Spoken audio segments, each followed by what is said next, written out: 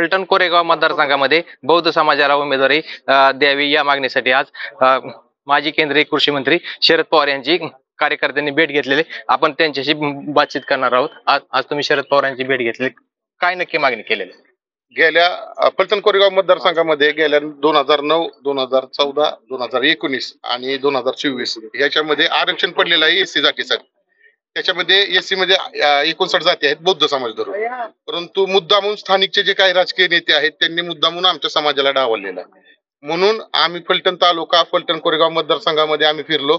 एक समाजाची एक निर्धार बौद्ध आमदार ही भूमिका संकल्पना समाजासमोर मांडली आणि समाजासमोर संकल्पना मांडत असताना सर्व गटातटाचे जे आमच्या समाजाचे ज्या भाजपमध्ये असतील, राष्ट्रवादीमध्ये असतील, काँग्रेसमध्ये असतील की इक्वल कोणत्याही पक्षामध्ये असतील, त्या ठिकाणी आम्ही सर्व समाजाला एकत्रित केलं.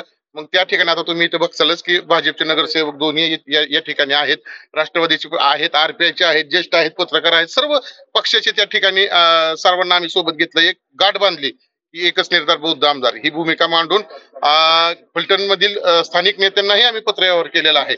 परंतु फलटण कोरेगाव मतदारसंघामध्ये एकूण 68,000 लोकसंख्या फक्त बौद्ध समाजाची आहे. परंतु एवढी लोकसंख्या असताना सुद्धा बौद्धांना विनाकारण नाकारलं जात आहे, जातीवाद केला जातोय असंही मी पुढे जाऊन म्हणेन. म्हणून पुरोगामी विचाराचे जे आमचे आदरणीय नेते आहेत पवार साहेब, त्यांना आम्ही या ठिकाणी गोविंदबाग या ठिकाणी आम्ही आता भेटलेलो आहे. या ठिकाणी संविधान समर्थन समितीच्या वतीने आम्ही त्यांना आमची भूमिका सांगितली. आमच्यावर झालेला 15 वर्षापासूनचा जो अन्याय आहे तो अन्याय आम्ही त्यांना सांगितला. त्यानंतर साहेबांनी आम्हाला आमच्या हिताचा आणि सुखाचा एक त्यांनी आम्हाला सांगितलं की बाबा हा कुठेतरी आम्ही तुमचा विचार करू नक्कीच आणि केला पाहिजेत. का केला पाहिजे तर 68,000 लोकसंख्या असणारा हा आमचा फलटण कोरेगाव मतदारसंघ आहे. येणाऱ्या काळामध्ये जर आम्हाला जो पक्ष आम्हाला तिकीट देईल त्यामध्ये आम्ही ग्रामपंचायत असेल, पंचायत समिती असेल, नगरपालिका असेल, या जिल्हा परिषद असेल, या सर्वांना बौद्ध समाज एक निष्ठेने त्या पक्षाच्या पाठीमागे राहील आणि त्यांच्या भूमिकेबरोबर आम्ही त्यांच्या बरोबर काम करू. फलटण मध्ये एक बौद्ध समाजाचा मेळावा पण घेण्यात आला. या मेळाव्यामध्ये काय निर्णय घेण्यात आला? मेळावा घेत असताना पहिल्यांदा विचार आला होता की बौद्ध समाजाचा आमदार झाला पाहिजे. बौद्ध समाजाचा आमदार का झाला पाहिजे? कारण मतदारसंघामध्ये बहुसंख्य जर कोणता समाज असेल तर बौद्ध समाज आहे. बौद्ध समाज एवढ्या मोठ्या संख्येनं असताना एक मोठा भाऊ समजून खरं तर आतापर्यंत त्या समाजाला संधी दिली पाहिजे होती. कारण त्या समाजामध्ये चांगलं नेतृत्व करण्याची क्षमता प्रत्येकाकडे आहे. बरेच लोक तसे आहेत की नेतृत्व करण्याची ते क्षमता बाळगून आहेत. हे असं असताना ही जाणीवपूर्वक काही समाजाला जर त्यापासून वंचित ठेवलं असेल तर समाज एकत्र आला आणि त्या एकत्र आल्यानंतर त्यांनी ठरवलं की आम्हालाही संधी नेतृत्व करण्याची मिळाली पाहिजे. संधी मिळाल्यास आम्ही नक्की सोनं करू असा विचार एकत्र आल्यानंतर सर्व समाजापर्यंत हा संदेश पोहोचवला. सर्व मराठा मोर्चा असतील, ओबीसी असतील, मेहतर समाज असतील, मातंग समाज असतील, चर्मकार असतील, सर्व समाजाचे लोक त्या मेळाव्यामध्ये एकत्र आणले आणि त्यांना ही भूमिका समजून सांगितली असताना त्या सर्व समाजांनी बौद्ध समाजाचा आमदार झाला पाहिजे अशी त्यांनी भूमिका मांडली.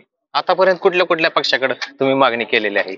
आतापर्यंत राष्ट्रवादी काँग्रेस पक्ष, अजितदादा गट, भारतीय जनता पार्टी, अनेक माझे खासदार आहेत रणजितसिंह नाईक निंबाळकर साहेब त्यांच्याकडे, त्याचबरोबर आता शरद पवार साहेबांकडे आपण मागणी करायला गोविंदबाग येथे आलेलो आहे. बारामतीत फलटण येथे श्रीमंत रामराजे नाईक निंबाळकर जे अजित पवार गटाचे प्रमुख नेते आहेत सातारा जिल्ह्याचे, त्यांच्याकडे आपण रितसर मागणी केलेली आहे.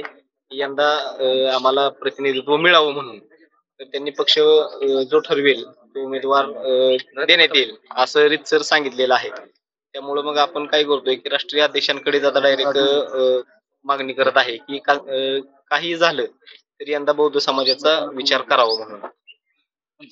पक्षातून जर तिकीट नाही मिळालं तर अपक्ष लढण्याची तयारी आहे का तुमची? पहिल्यांदा आम्ही जेव शिवलो. मी आता म्हणला की पक्षातनं नाही तिकीट देताना इथे जे आलो आम्ही ते आमचं शरद पवारच आम्हाला न्याय देऊ शकतो. कारण गेले 15 वर्ष आता मागणी खरंच बौद्ध समाजाचे जास्त मतदान असताना देखील कुणी म्हणजे अन्याय झालेला आहे आणि ती खरं न्याय देणार असेल तरी शरद पवारच देणार आहे. आणि आम्हाला उमेदवार दिली ना तर निश्चितच आमचा बौद्ध समाजाचा उमेदवार निवडून. आणि मी मेहतर समाजाचा म्हणून मी एक राजू मारोड आहे, माझ्या तालुक्यात मतदान आहे, ह्यांना मी जाहीर पाठिंबा दिलेला आहे आणि देणार आहे. किती काय झालं तरी आम्ही बौद्ध समाजाचाच आमदार निवडून आणणार आहे या गावात येतो. जय भीम जय. शरद पवारांनी तुम्हाला कामाला लागा असे काय संदेश दिलाय? त्यांची जी भूमिका आहे ती सकारात्मक असल्यामुळं त्याचा अर्थच असा आहे की कामाला लागा हा ग्रीन सिग्नल त्यांनी दिलेलाच आहे. एकूणच या ठिकाणी शरद पवार यांनी ग्रीन सिग्नल दिलेला आहे आणि कामाला लागा अशा कार्यकर्त्यांना सूचना दिलेल्या आहेत. मंगेश कचरे, साम टीव्ही न्यूज, बारामती. देश विदेशातील प्रत्येक घडामोडींचे लाईव्ह अपडेट मिळवण्यासाठी आता साम टीव्हीच्या सर्व सोशल मीडिया प्लॅटफॉर्मला लाईक, फॉलो आणि सबस्क्राईब करा. तसंच सर्व नोटिफिकेशनसाठी बेल आयकॉन प्रेस करायला विसरू नका.